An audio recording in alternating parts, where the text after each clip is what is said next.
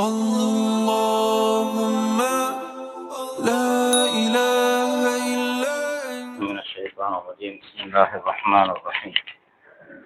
أفغير الله أبتغي حكما. அல்லாஹுடைய திருநாமங்களில் ஒன்று அல்லாஹுக்கு அல் ஹக்கம் என்ற ஒரு பெயர் உண்டு. அல் ஹக்கம் அப்படின்னு சொன்னால் தீர்ப்பாளன், தீர்ப்பு செய்யக்கூடியவன்.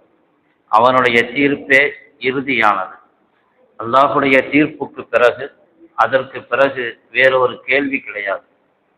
அல்லாஹ் சொல்லுவான் குர்ஆனிலே, இன்றும் இல்லால் இல்லா, உத்தரவிடுவதும் கட்டளையிடுவதும் தீர்ப்பு செய்வதும் அல்லாஹ்வுக்கே தவிர வேறு யாருக்கும் கிடையாது.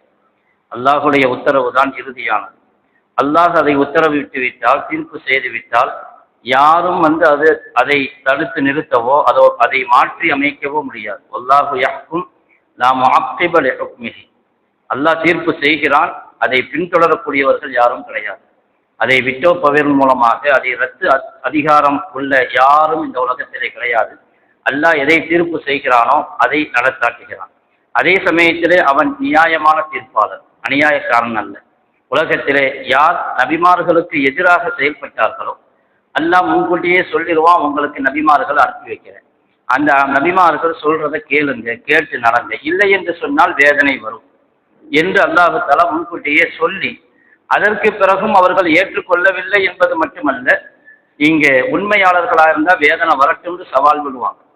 உண்மையிலேயே நீங்க உண்மையான நபியாக இருந்தால் வேதனை வரட்டும் பார்க்கலாம் என்று சவால் விடுவாங்க. இது மாதிரியான சமயத்திலே அல்லாஹ் அவர்களை தண்டிக்காமல் இருக்க முடியாது. அந்த சமயத்திலே அல்லாஹ் செய்கிற தீர்ப்பு ஃபைசலா என்னவென்றால் அவர்களுக்கு தண்டனை வழங்குவதுதான். பல சமுதாயத்திற்கு அல்லாஹ் இந்த உலகத்திலேயே தண்டனையை கொடுத்தார். சரித்திரம் சொல்லும், நூஹ் அலைஹிஸ்ஸலாமுடைய சமுதாயமாகட்டும், சமூது கூட்டத்தார்கள், சாலிஹ் அலைஹிஸ்ஸலாமுடைய சமுதாயம், அதே போன்று ஹூத் அலைஹிஸ்ஸலாமுடைய சமுதாயம், அதே மாதிரி ஃபிரௌனுடைய கூட்டத்தார்கள், இப்படி நிறைய லூத் அலைஹிஸ்ஸலாமுடைய சமுதாயத்தினர்கள், இவர்களெல்லாம் இந்த உலகத்திலேயே அவர்கள் ஒட்டுமொத்தமாக அழிக்கப்பட்டதாக குர்ஆன் சொல்லும். காரணம் என்னவென்றால் நபிமார்களை ஏற்றுக்கொள்ளவில்லை என்பது மட்டுமல்ல, அவர்களை கிண்டலடித்தார்கள், அவர்களுக்கு தொல்லை கொடுத்தார்கள், அவர்களை சில சமூகத்தார்கள் அவர்களை கொல்லவும் செய்தார்கள். யூதர்கள் இருக்கிறார்களே, நபிமார்களை கொன்றார்கள். ஜக்கரியா அலைஹிஸ்ஸலாம், யஹ்யா அலைஹிஸ்ஸலாம் அவர்களை எல்லாம் கொலை செய்தார்கள். இப்படிப்பட்ட சமூகத்திற்கு அல்லாஹ் தஆலா தண்டனை வழங்குகிறான். அல்லாஹ்வுடைய தீர்ப்பு இறுதியானது. அல்லாஹ் ஃபிரௌனுடைய கூட்டத்தை பற்றி சொல்லுவான், ஃபஅഖذனாஹு வஜனூதஹு ஃபனபذனாஹும் ஃபில் யம். ஃபிரௌனையும் அவனுடைய படையையும் நாங்கள் பிடிச்சு இப்படி தூக்கி வீசிட்டோம் சொல்லும். அவர்களை தூக்கி தண்ணீரில் தூக்கி அடித்து விட்டோம். அல்லாஹ்வுக்கு அது ஒரு பெரிய கஷ்டமான காரியம் அல்ல. அல்லாஹ்வுடைய தீர்ப்பை செயல்படுத்துவதும் அவனுக்கு எந்த சிரமமும் கிடையாது. லூத் அலைஹிஸ்ஸலாமுடைய சமுதாயத்தை பற்றி அல்லாஹ் சொல்லுவான், அவர்களுக்கு நின்று நிலைத்து படிப்பினை பெறும் அளவுக்கு அப்படி ஒரு தண்டனை அல்லாஹ் தஆலா கொடுத்தார். லூத் அலைஹிஸ்ஸலாமுடைய சமுதாயத்தினர்கள் ஷிர்கிலே இருந்தார்கள் என்பது மட்டுமல்ல, அவர்கள் ஓரின சேர்க்கையிலும் கேவலமான காரியத்திலும் ஈடுபட்டவர்களாக இருந்தார்கள். உலகத்திலே யாரும் அது மாதிரியான காரியத்தை செய்யவில்லை. அவர்கள் முதலாக இந்த உலகத்திலே ஆரம்பித்து வைத்தார்கள். லூத் அலைஹிஸ்ஸலாமுடைய சமுதாயத்தினர்கள், மலக்குமார்கள் எல்லாம் வந்தார்கள் வேதனையை கொண்டு வருவதற்காக. அந்த மலக்குகளையும் கூட அவர்கள் விடவில்லை. ஏனென்றால் மலக்குமார்கள் அவர்கள் ஆண்களுடைய வடிவத்திலே, அதுவும் அழகான ஆண்களுடைய வடிவத்திலே வந்தார்கள். நெருங்கினார்கள் மலக்குமார்களை, இவர்களும் ஆண்கள் என்று. லூத் அலைஹிஸ்ஸலாம் சொன்னாங்க, இவர்களை நீங்கள் என்னுடைய விருந்தாளி, என்னை ஃபலா தஃபுதஹும், கேவலப்படுத்தாதீர்கள் என்று சொன்னார்கள். அப்போ மலக்குமார்கள் சொன்னாங்க, விட்டுருங்க, அவங்க நம்ம பக்கத்திலே வர முடியாதுன்னு சொன்னாங்க. அவங்க பக்கத்திலே வர முடியாது. நெருங்கினார்கள், தமஸ்ஸனா அய்யுனஹும், அவருடைய கண்களை குருடாக்கி விட்டோம் என்று சொல்லுவோம். அவர்கள் மலக்குமார்களை நெருங்கினார்கள், நெருங்கிய மாத்திரத்திலே கண்கள் குருடாகிவிட்டது. இன்னைக்கும் அந்த குற்றம் தொடர்ந்து, அந்த கலாச்சாரம், லூத் அலைஹிஸ்ஸலாமுடைய சமுதாயத்தினர்கள் எந்த குற்றத்தை செய்தார்களோ, எந்த பாவத்தை செய்தார்களோ, அந்த பாவம், அந்த குற்றம் இன்னைக்கு ஒரு பெரிய நல்ல கலாச்சாரம் போல் காட்டப்படுகிறது. LGBTQ என்கிற பேரிலே ஒரு அமைப்பையே உருவாக்கப்பட்டு, அது உலக அளவிலே அதற்கு ஒரு சங்கம் உருவாக்கப்பட்டு, அதற்காக போராடக்கூடியவர்கள், அதை தங்களுடைய உரிமையாக ஏற்றுக்கொள்ளக்கூடியவர்கள், இதுவும் எங்களுடைய உரிமை என்று சொல்லக்கூடிய அளவுக்கு பல நாடுகளில் நீதிமன்றங்கள் கூட அதற்கு அனுமதி கொடுக்கக்கூடிய ஒரு கேவலமான ஒரு நிலை. அவர்கள் தங்களுடைய இந்த பாலின உறவிலே தவறான முறையில் நடந்து கொண்டது. இயற்கைக்கு மாற்றமான உறவு அல்லாஹ் ஏற்படுத்தி வைத்தது. கணவன் மனைவி, ஆணும் பெண்ணும் தான் திருமணம் முடித்து வாழக்கூடிய ஒரு வாழ்க்கையை ஏற்படுத்தி வைத்திருக்கிறார். அதுக்கு மாற்றமான ஒரு உறவு இன்று தொடர்ந்து நடைபெற்றுக் கொண்டிருக்கிறது. அல்லாஹ் தஆலா அந்த சமுதாயத்திற்கு கொடுத்த வேதனை. அல்லாஹ் சொல்லுவான், ஃபஜஅல்னா ஆலியஹா சாஃபிலஹா. லூத் அலைஹிஸ்ஸலாமுடைய சில ஊர்கள், சுதூம் போன்ற 4-5 ஊர்கள் இருந்துச்சு. அந்த ஊர்கள் அவங்க செய்த அந்த பாவத்தினால அந்த ஊரை அப்படியே தலைகீழாக புரட்டி போட்டோம் சொல்லும். அந்த ஊரையே நாம் புரட்டி போட்டு விட்டோம், அப்படியே தூக்கி புரட்டிட்டோம். ஃபஜஅல்னா ஆலியஹா சாஃபிலா, அதனுடைய மேல் பகுதியை கீழ்ப்பகுதியாக ஆக்கிவிட்டோம், பள்ளமாக ஆக்கிவிட்டோம். இன்னைக்கு வரைக்கும் படிப்பினை, இன்னைக்கும் ஜோர்டான்ல டெட் சி இருக்குது, பஹர மையத்து சொல்லுவாங்க, சாவு கடல். அந்த கடலுக்குள்ள புதைந்து போன ஊர்கள், அந்த கடலுக்குள்ளே அந்த ஊர்கள் புதைந்து போய்விட்டது. உலகத்திலேயே ஆக பள்ளமான இடம் அந்த ஜோர்டானில் இருக்கக்கூடிய பகுதி தான். ஏறத்தாழ 1300 மீட்டர் என்று நினைக்கிறேன். அந்த அளவுக்கு பள்ளமான பகுதி, கடல் மட்டத்தை விட பள்ளமான பகுதி வேற எங்குமே இருக்க முடியாது. ஏனென்றால் அல்லாஹ் சொன்னா வஜஅல்னா ஆலியஹா சாஃபிலஹா, அதை அப்படியே மேல் பகுதியை கீழ்ப்பகுதியாக்கி விட்டோம், பள்ளமாக்கி விட்டோம், ஊரையே உள்ள புதைச்சிட்டோம். அப்ப இன்னைக்கும் படிப்பினைக்கான ஒரு இடம். இன்னைக்கு அது சுற்றுலா தலமாக ஆகிப்போச்சு, எல்லாரும் பார்க்கிறாங்க போய். ஆனா அது சுற்றுலா தலம் அல்ல, அதை பார்த்து படிப்பினை பெற வேண்டிய இடம். அந்த கடல்ல ஒரு மீன் கூட வாழ முடியாது, ஒரு மீன் கூட உயிரோடு இருக்க முடியாது, அந்த அளவுக்கு உப்பு கரிக்கக்கூடிய தண்ணீர். அங்க ஒரு கடலே கிடையாது, உண்மையில அங்கே கடலே கிடையாது. அந்த ஊர் பள்ளமாக்கப்பட்டதுனால கடல் தண்ணீர் உள்ளே வந்து விட்டது. கடல் தண்ணீர் உள்ளே வந்ததால் அதுக்கு டெட் சீன்னு சொல்றாங்க. இன்னைக்கும் மக்கள் பார்க்க முடியும். அல்லாஹ் தஆலா குர்ஆனிலே சொல்லுவான், தரக்குனாக ஆயத்தன், நாம் ஒரு அத்தாட்சியை விட்டு வைத்திருக்கிறோம், பின்னர் வரக்கூடிய சமுதாயத்தினர்கள் பார்த்து படிப்பினை பெற வேண்டும் என்பதற்காக, அதை சுற்றுலா தலமாக ஆக்கிக் கொள்வதற்காக. இது அல்லாஹ்வுடைய தீர்ப்பு நேர்மையானது, நியாயமானது. ஆனால் இன்றும் அப்படி தொடர்கிறது. அல்லாஹ் தஆலா முடிவு செய்திருக்கிறான், இந்த உம்மத்தை ஒட்டுமொத்தமாக அழிப்பதில்லை என்று, உலகத்திலேயே நேரடியாக தண்டனை கொடுப்பதில்லை என்று. ஸல்லல்லாஹு அலைஹி வஸல்லம் அவர்கள் துஆ செய்ததன் காரணமாக இந்த உம்மத் அப்படி அழிக்கப்படாது. ஆனால் அவர்கள் உலகத்திலே தனிப்பட்ட முறையில் நஷ்டத்தை சந்திப்பார்கள், அத்தோடு ஆகிரத்திலே கண்டிப்பாக தண்டனை உண்டு. அப்படி ஒரு தீர்ப்பாளன் தான் அல்லாஹ். அல்லாஹ்வுடைய தீர்ப்பில் எந்த விதமான குறையோ அல்லது தவறோ அல்லது அநியாயமோ கண்டிப்பாக இருக்காது.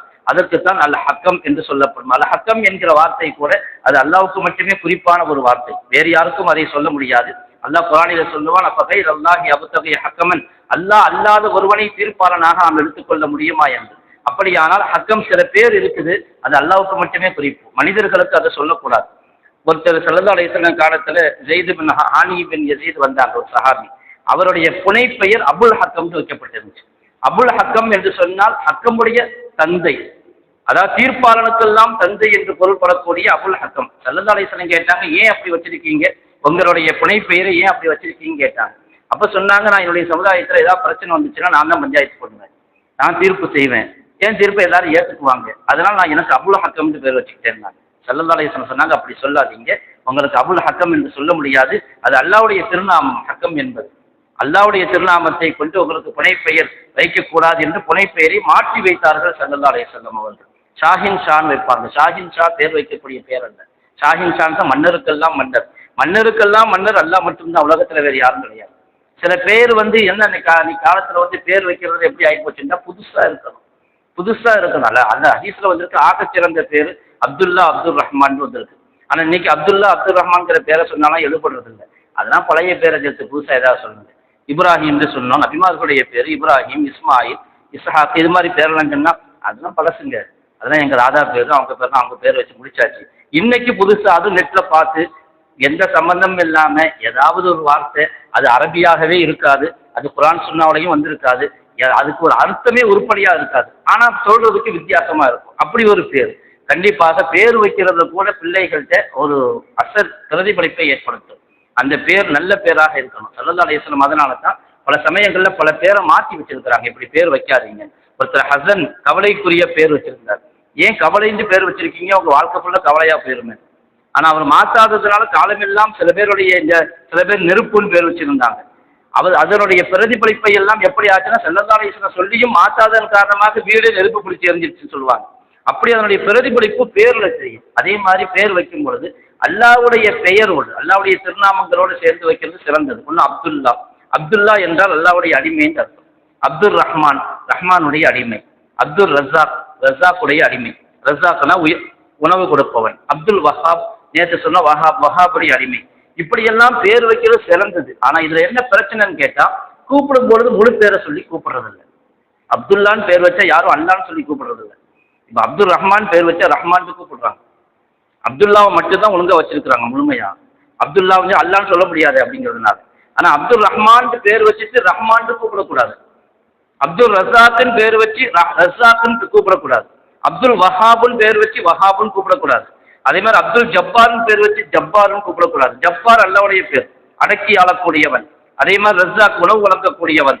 அதே மாதிரி ஃபத்தாஹ் தீர்ப்பு வழங்கக்கூடியவர், அப்துல் ஃபத்தாஹ்னு வைக்கணும் பேர் வச்சுட்டு ஃபத்தாஹ்னு கூப்பிடுறது அப்படி கூப்பிடக்கூடாது. அதே மாதிரி அஹது அல்லாவுடைய பேர், அப்துல் அஹதுன்னு பேர் வைப்பாங்க.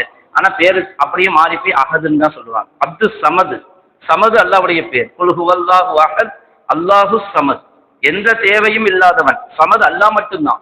அப்துல் சமதுன்னு தான் பேர் வைப்பாங்க, அல்லாவின் அடிமை. ஆனா கூப்பிடும்போது அப்து பெயரும் சமது மட்டும்தான் இருக்கும். அல்லாவுடைய பேரை சொல்லியே அடியார்களை கூப்பிடுவது, அப்துல் காதிர்னு பேர் வைக்கிறோம், காதர்னு கூப்பிடுறது. இது கூப்பிடக்கூடாது, கூப்பிடுவதை பெரும்பாவம் என்று சொல்லுவார்கள். ஆனா மக்களுக்கு மத்தியில அது தெரியாததுனாலயோ அல்லது அசட்டையின் காரணமாகவோ என்ன செய்யறாங்க, அப்படியே கூப்பிட்டு பழகி போச்சு. ரஹ்மான் ரஹ்மான் ரஹ்மான் ரஹ்மான், ரஹ்மான் அல்லா மட்டும்தான், வேற யார் ரஹ்மான் சொல்ல முடியும்? அவன் அல்லா மட்டும்தான் ரஹ்மான் ஆக முடியுமே தவிர உலகத்துல யாரையும் ரஹ்மானாக ஆக்க முடியாது. அப்ப இது மாதிரியான விஷயங்கள்ல அல்லாவுடைய பேரை கொண்டு பேர் வைக்கும் பொழுது, அப்து அடிமை என்கிற சேர்த்து வைக்கும் பொழுது பேரை கூப்பிடுவதில் கூட கவனமாக இருக்க வேண்டும் என்பதையும் நாம் புரிந்து கொள்ள வேண்டும். அல்லாஹ் தஆலா விளங்கிக் கொள்வதற்கு தௌஃபீக் செய்தல்வானாக. அல்லாஹ்வுடைய கட்டளைக்கு கட்டுப்பட்டு எல்லா பாவங்களை விட்டும் அல்லாஹ் நம்மை பாதுகாத்தல்வானாக. வாஹிரு